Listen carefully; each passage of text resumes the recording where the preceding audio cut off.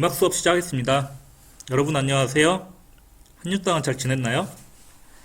이번 시간에는 첫 번째 악보 구성을 다시 복습을 해보고요. 그 다음에 두 번째 나머지 음악 이론을 배워보도록 하겠습니다. 그 다음에 세 번째 총 복습 시간을 갖고 마무리하도록 하겠습니다. 그러면은 저번 주에 배웠던 악보의 구성을 다시 한번 알아보기 전에 악보란 어떤 개념이었는지 한번 다시 알아보도록 하겠습니다. 악보란 곡을 작곡한 작곡가의 의도나 느낌, 가치관, 철학 등이 리듬, 화성, 멜로디, 나타낸 말, 빠르기 말 등의 음악적인 요소를 통해 만들어진 최종 결과물을 우리가 악보라고 했습니다. 여기서 키워드는 음악적 요소와 결과물이라고 배웠었죠. 그래서 나타난 최종 결과물이 이러한 악보였습니다. 악보. 그래서 우리가 악보의 구성 요소는 총 7가지가 있었다고 배웠는데요. 오선보부터 시작을 해서 나타낸 말과 빠르기 말, 오선보, 음자리표, 조표, 박자표, 음표와 심표, 세로줄, 끝세로줄, 나타낸 말과 빠르기 말들이 이 악보에 구성이 되어 있다고 저번 시간에 배웠었습니다. 그 중에서 저번 시간에 배운 거는 바로 오선보, 그 다음에 음표와 심표, 그 다음에 박자표를 배웠었죠. 기억이 나죠? 이번 시간에는 어떤 것을 배울 거냐면요. 음자리표란 무엇인지, 그 다음에 세로줄과 끝세로줄이 어떤 건지, 그 다음에 마지막으로 조표가 어떤 건지 배우도록 하겠습니다. 마지막에 아까 우리가 악보의 구성 요소 중 어떤 것을 빼먹었냐면요. 나타낸 말과 빠르기 말을 빼먹었는데요. 이거는 다른 악곡을 배울 때 각각 나타낸 말과 빠르기 말을 그때그때 배우도록 하겠습니다. 그러면은 첫 번째 음자리표란 어떤 건지 한번 배워보도록 하겠습니다. 음자리표는 어떤 거냐? 이론적으로는 이렇게 됩니다. 음들의 자리를 정해주기 위한 음악적 기호라고 합니다. 음들의 자리를 정해주기 위한 음악적 기호. 그래서 악기나 성악, 음역대에 따라 높은 음자리표라는 것과 낮은 음자리표, 그 다음에 가온 음자리표라는 게 쓰이고, 이 위치, 음자리표의 위치는 오선보, 저번에 배웠던 다섯 개의 줄이 그어진 오선보의 맨 앞에 붙는 게 음자리표라고 하는 게 음악적 뜻입니다. 그러면은 우리가 음악 시간에 높은 음자리표라는 걸 많이 봤어요. 어떻게 생겼냐? 바로 이렇게 생겼습니다. 동그랗게 말려 있다가 쭉 내려온 음자리표를 우리가 높은 음자리표라고 하고요. 그 다음에 대문자 C가 거꾸로 이렇게 배치가 되어 있고, 그 다음에 점점 찍힌 게 우리가 낮은 음자리표라고 생각하면 되고요. 여러분들이 이게 처음 봤을 수도 있는 음자리표입니다. 가온 음자리표라고 하는데, 굵은 세로줄 1개, 그 다음에 바로 옆에 얇은 세로줄 1개, 그 다음에 C를 거꾸로 해놓은 것 같이 생긴 거 2개에 그 다음에 이어주는 선, 이렇게 생긴 게 우리가 가온 음자리표라고 하는데요. 보통 이렇게 3가지가 쓰입니다. 근데 우리 초등학교 때는 높은 음자리표와 낮은 음자리표를 많이 봤겠죠. 그래서 우리가 높은 음자리표부터 한번 알아보도록 하겠습니다. 높은 음자리표는 어떤 뜻을 가지고 있는 음자리표냐? 바로 말 그대로예요. 높은 음역대의 악기나 성악에 주로 쓰이는 음자리표인데요. 그래서 높은 음자리표라고 합니다. 그래서 두 번째 줄의 밑에서 두 번째 줄에 위치한 이름이 솔, 우리나라 이름으로 사 또는 G 음이 된다고 합니다. 그 다음에 두 번째로 낮은 음자리표는 어떤 뜻을 가지고 있는 음자리표냐? 말 그대로 낮은 음역대의 악기나 성악에 주로 쓰이는 음자리표로 네 번째 줄, 밑에서 네 번째 줄, 즉 위에서 두 번째 줄의 이름이 파 음이 됩니다. 그리고 마지막으로 가온 음자리표는 어떤 거냐? 여러분들이 볼 수 있을지 모르겠지만 가온 음자리표는 어떤 뜻이냐면요. 움푹 들어간 부분이 가운데 도음이 된다고 해서 가온 음자리표인데요. 움푹 들어간 부분이 어떤 거냐? 이 부분을 뜻합니다. 이 움푹 들어간 부분이 줄에 이렇게 배치가 되어 있으면 이 줄음을 우리가 가운도라고 합니다. 가운데 도음을 뜻하는 음자리표입니다. 이해가 됐나요? 그러면은 이러한 음자리표들의 필요성을 한번 알아보도록 하겠습니다. 왜 음자리표들이 필요할까요? 네, 우리가 이제 예전으로 거슬러 간다고 한번 상상을 해봅시다. 예전에는 지금처럼 프린트기나 아니면 복사기가 보급이 돼 있지도 않고 그런 기계도 발달이 돼 있지도 않았던 시대로 한번 돌아간다고 생각을 해봅시다. 그래서 인쇄술이 발달되지도 않았고 그 다음에 지금처럼 종이가 풍부하게 보급이 되지 않았던 시대에 한번 산다고 생각을 해보세요. 그때의 음악은 있었습니다. 그러한 음악을 악보를 사보를 해서 직접 사람들에게 사고 파는 거는 직접 사람들이 악보를 그리고 이렇게 나눠주었습니다. 지금처럼 기계가 그리고 프린트를 하지 않았던 시대입니다. 그래서 5선보에 그릴 수 있는 음들은 제한적이었습니다. 시간도 제한적이고 그 다음에 공간 역시 제한적이었습니다. 그리고 연주할 수 있는 악기나 성악의 음높이 역시 제한적이었습니다. 그래서 그러한 음높이를 정해주는 음자리표가 나타나게 되었는데요. 그럼으로써 악보를 그리거나 사보를 할 때 효율적으로 그릴 수가 있었고 그 다음에 그렇게 보는 사람도 악보를 보는 사람도 쉽게 볼 수 있었습니다. 그렇게 해서 음자리표가 지금까지도 쓰이게 된 게 하나의 썰입니다. 그러면은 한번 가정을 한번 해볼게요. 한번 예를 들어봅시다. 가정 1, 2가 있는데요. 지금 이 음을 가운데 도음이라고 한번 생각을 해볼게요. 어떤 곡들은 가운도보다 높은 음들이 많이 연주가 된다고 생각을 해봅시다. 그러면은 5선보의 왼쪽엔 어떤 음자리표가 배치가 돼야 될까요? 그 다음에 가정 2, 어떤 곡은 가운도보다 낮은 음들이 많이 연주가 된다고 한번 가정해 봅시다. 그러면은 왼쪽 음자리표에는 5선보 왼쪽에는 어떤 음자리표가 배치가 돼야 적절할까요? 어떻게 표기해야 편하게 볼 수 있지? 한번 다음 영상을 한번 봐봅시다. 가정 1의 악보를 한번 예시를 한번 들어봤습니다.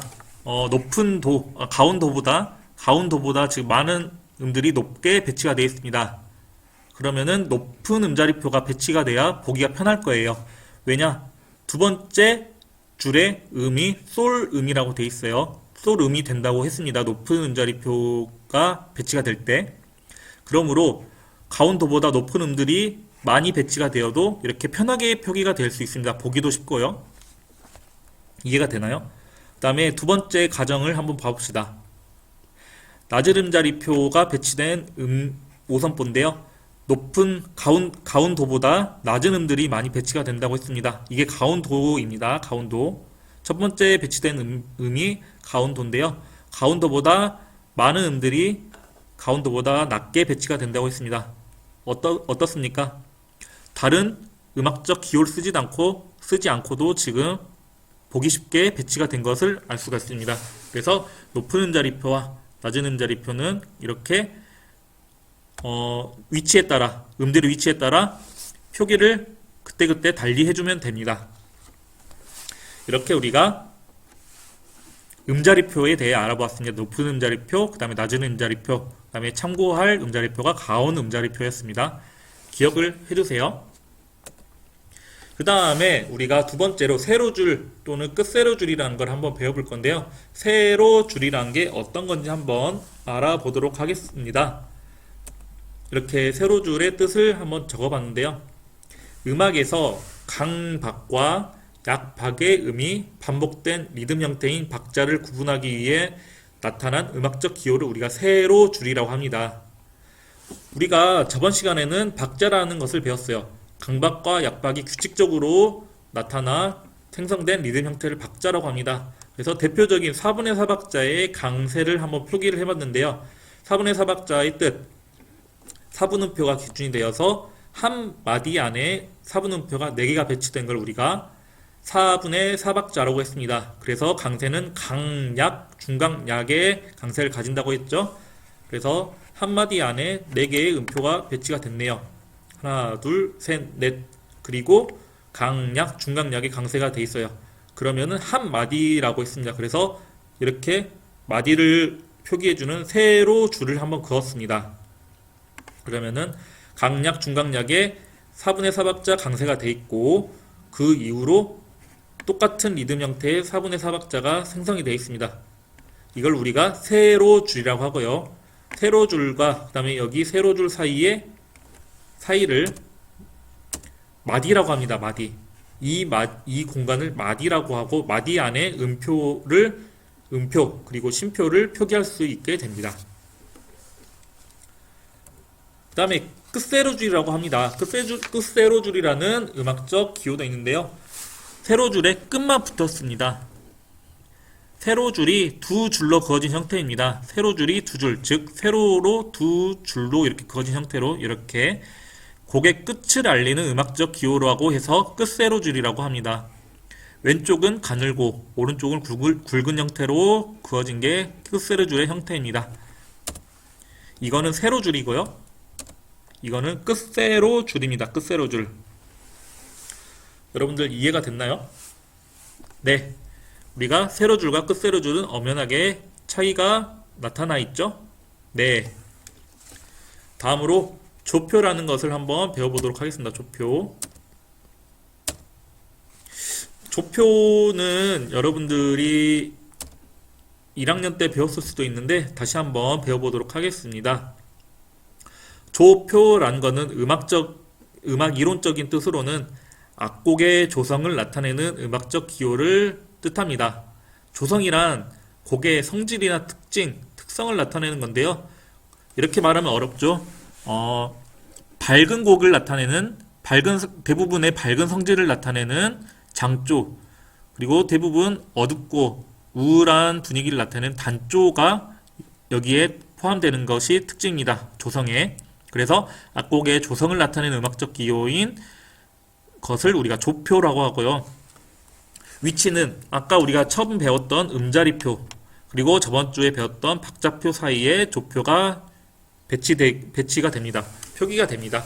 기억을 해 놓으세요. 이런 이론적 뜻이 어려운 친구들은 한번 음악 시간이 아닌 노래방을 갔다고 한번 생각을 해보세요. 노래방에 가면은 여러분들이 좋아하는 노래를 부르게 될 것입니다. 이때 여러분들의 음역에 맞지 않으면은 키를 낮추거나 키를 높이는 그런 경우가 있을 거예요. 그때 바로 조표라는 게 사용이 되는데요. 그것을 우리가 한번 기억을 해놓고 한번 조표를 한번 배워보도록 합시다. 조표의 종류에는 여러 가지가 있습니다. 즉 샵과 플랫이라는 게 있는데요. 샵은 어떤 뜻을 가지고 있는 조표냐? 그 음을 반음 올려 연주하는 뜻, 즉 옆에 샵이 붙어 있으면은 그 음을 반음 올려 연주하는 뜻을 가진 조표입니다. 총 7개까지 붙을 수 있습니다. 샵 7개까지 붙을 수 있다는 것도 기억을 해놓고요. 샵의 조표는 파, 도, 솔, 레, 라, 미, 시의 순서로 붙는다고 기억을 해놓으세요. 파, 도, 솔, 레, 라, 미, 시의 순서로 붙는 게 바로 샵의 조표 붙는 순서입니다. 기억을 해놓으십시오. 다음에 플랫이라는 조표도 있습니다. 플랫은 샵과 반대로 해당 음을 반음 내려 연주하라는 뜻입니다. 옆에 플랫이 붙게 되면 그 음을 반음 내려 연주하라는 뜻으로 기억을 해놓으면 됩니다. 플랫 역시 샵과 같이 총 7개가 붙을 수 있으며 플랫의 조표는 시, 미, 라, 레, 솔, 도, 파의 순서로 붙게 됩니다. 이건 역시 기억을 해놓으세요. 여러분들이 지금 보면은 어떠한 규칙이나 순서가 지금 보일 수도 있어요. 샵은 파, 도, 솔, 레, 라, 미, 시라는 순서로 붙는다고 방금 말을 했었죠. 그 다음에 플랫은 시, 미, 라, 레, 솔, 도, 파로 붙는다고 했습니다. 여러분 한번 샵 조표 붙는 순서를 거꾸로 한번 읽어보세요. 시, 미, 라, 레, 솔, 도, 파. 어떤 건가요? 그렇죠. 플랫과 지금 붙는 순서랑 동일하죠. 거꾸로 하게 되면은 시, 미, 라, 레, 솔, 도, 파. 시, 미, 라, 레, 솔, 도, 파. 즉 샵의 조표 붙는 순서는 플랫의 조표 붙는 순서와 반대라고 생각을 합니다. 플랫 역시 거꾸로 하게 되면 파, 도, 솔, 레, 라, 미, 시 거꾸로 붙게 됩니다. 이것을 한번 5선부에 한번 보여주도록 해보겠습니다. 샵의 조표가 붙는 순서입니다. 처음에 파가 붙는다 했어요. 하나 붙을 때는 파의 위치에 붙는다고 했습니다. 그래서 한번 높은 음자리표가 있기 때문에 두 번째 줄이 솔이 된다 했습니다. 솔, 라, 시, 도, 레, 미, 파. 이 다섯 번째 줄에 위치한 위치는 파입니다. 파. 그래서 하나가 붙을 때는 파입니다. 두 개 붙을 때는 파, 도. 그래서 파와 도가 붙은지 한번 확인을 해봅시다. 솔, 라, 시, 도. 도가 맞네요. 파, 도. 그 다음 세 개는 파, 도, 솔이었습니다. 파, 도. 그 다음에 여기가 파였죠. 여기 파. 파 한 칸 위는 솔입니다. 네, 맞습니다. 파, 도, 솔. 네 개가 붙으면은 파, 도, 솔, 레입니다. 파, 도, 솔, 레. 파, 도. 그 다음 다섯 개는 파, 도, 솔, 레, 라. 여섯 개는 파, 도, 솔, 레, 라, 미. 마지막 일곱 개째는 파, 도, 솔, 레, 라, 미, 시입니다. 여기서 궁금증이 많은 친구들은 이 지금 음들은 어떤 것을 뜻하는지 물어볼 수도 있습니다. 이건 나중에 가르쳐 주겠지만 이 음들은 각각 조표가 붙을 때 으뜸음의 위치를 나타내는 것입니다. 그래서 이거는 다음 이론에 한번 가르쳐 주도록 하겠습니다. 그러면은 플랫이 붙을 때는 어떤 순서로 붙게 된다는지 아까 기억하고 있는 친구들 있나요? 그렇죠. 샵과 반대인 시, 미, 라, 레, 솔, 도, 파였죠. 한번 시에 먼저 붙는지 한번 봐봅시다. 시 위치 맞나요? 높은 음자리표에서 두 번째 줄에 위치한 음의 위치는 솔이라고 했습니다. 그러면은 한 줄이는 솔, 라, 시입니다. 맞네요. 시에 먼저 플랫이 하나 붙어 있네요. 그 다음에 두 번째 시, 미에 붙은지 한번 확인해 봅시다. 시, 그 다음에 한번 올라가 봅시다. 시, 도, 레, 미. 맞네요. 시, 미. 그 다음 세 번째 시, 미, 라. 시, 미, 라 맞습니까? 네, 맞네요. 그 다음에 네 개 시, 미, 라, 레. 시, 미, 라, 레. 네, 맞네요. 그 다음에 다섯 개 시, 미, 라, 레, 솔 맞나요? 시, 미, 라, 레, 솔 맞습니다. 여섯 개 시, 미, 라, 레, 솔, 도 맞습니다. 마지막 일곱 개 시, 미, 라, 레, 솔, 도, 파. 이렇게 붙게 되면은 플랫이 7개 붙는 위치가 됩니다. 그래서 여러분들이 기억하기 쉽게 샵 붙는 순서 또는 플랫 붙는 순서를 하나 외워놓고 나머지는 그 반대로 외우면 쉽게 외울 수 있습니다. 이런 조표의 필요성은 어떻게 되냐? 여러분들이 노래방을 가서도 알겠지만 어떤 곡을 연주를 하거나 노래를 할 때 기존 키에서 다른 키로 옮겨야 하는 상황이 발생을 합니다. 이때 필요한 것을 우리가 음악적 용어로 이조 또는 전조라고 하는데 이조나 전조를 할 때 반드시 필요한 게 바로 조표라는 게 필요합니다. 조표. 그래서 우리가 쉽게 노래방에 가서 아까도 예시를 들었지만 노래방에 가서 키가 안 맞아. 음역대가 안 맞아. 키를 낮추거나 높인다고 생각을 해봅시다. 그때 필요한 게 바로 조표라고 생각을 하면 됩니다. 음악 시간에서는 이렇게 사용할 수도 있습니다. 기존 바장조로 작곡이 된 애국가를 라장조로 불러야 되는 상황이 있습니다. 여러분들이 이제 변성기가 와가지고 음역대가 낮아져요. 그래서 바장조의 애국가를 라장조로 불러야 되는 상황이 올 수가 있습니다. 그때 조표가 샵 두 개로 변화되고 기존 플랫 한 개는 삭제가 되고 샵 두 개로 변화가 됩니다. 그래서 이럴 때 조표가 필요하다고 여러분들이 알고 있으면 됩니다. 그래서 우리가 저번 주와 이번 주를 거쳐 음악 이론 시간을 배웠는데 총 복습 시간을 한번 가져보도록 하겠습니다. 악보란 어떤 뜻을 가지고 있었던 뜻입니까? 그렇죠. 총 결과물이죠. 결과적으로는 총 결과물을 뜻하는데 작곡가가 음악적인 용어를 사용해서 자신의 의도, 감정들을 함축시킨 것을 표현하고자 하는 총 결과물을 우리가 악보라고 했죠. 그 다음에 두 번째, 5선보는 총 몇 줄로 되어 있었던 것입니까? 그렇죠. 5줄이고 줄과 줄 사이 칸에도 음을 배치할 수 있었고 그 다음에 줄에도 음을 배치할 수 있었습니다. 5선보에서 가장 큰 키워드는 음들의 높낮이를 알 수 있다는 게 가장 큰 키워드였습니다. 그 다음에 음표와 심표. 음표와 심표는 각각 음들, 그 다음에 심의 길이를 알 수 있었던 음악적 기호였죠. 그 다음에 네 번째, 박자표라는 게 있었습니다. 강세와 약박, 강박과 약박이 규칙적으로 나열된 리듬 형태인 박자를 나타내주기 위한 표를 우리가 박자표라고 했는데 대표적으로 쓰인 게 4분의 4, 그 다음에 뭐 4분의 3도 있고 4분의 2도 있죠. 그 다음에 8분의 6, 8분의 9, 8분의 12 등등 다양한 박자표가 존재합니다. 그 다음에 오늘 배운 세 가지 내용이 있습니다. 음자리표란 어떤 뜻이었습니까? 그렇죠. 음들의 높이를 배치시켜주기 위한 표였는데 높은 음자리표, 낮은 음자리표, 그 다음에 참고로 알아둘 가온 음자리표가 있었습니다.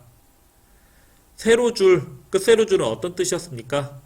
세로줄은 리듬 형태가 이제 구성된 박자를 구분해주기 위한 줄이었죠. 그래서 세로줄이었고 세로줄과 세로줄 사이는 우리가 마디라고 하면 된다고 배웠었습니다.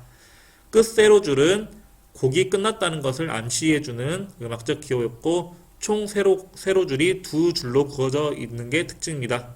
왼쪽 줄이 얇고 오른쪽 줄이 굵은 게 특징입니다. 마지막으로 조표는 악곡 음악의 조성을 나타내주는 기호였고 샵과 플랫이 있었습니다. 샵은 어떤 뜻이었는지 기억이 나나요? 네, 그 음을 반음 올려주라는 음악적 기호였고 샵의 붙는 순서 파, 도, 솔, 레, 라미, 시였습니다. 그 다음에 반대로 플랫은 붙은 음을 반음 내려주라는 뜻을 가지고 있는 음악적 기호입니다. 플랫 붙는 순서는 시, 미, 라, 레, 솔, 도, 파였습니다. 여러분들 잘 기억해 주기 바랍니다. 네, 오늘 수업은 이것으로 마치도록 하고 다음 시간에는 종묘제례학이라는 것을 감상하도록 하겠습니다. 여러분들 오늘 고생 많았습니다.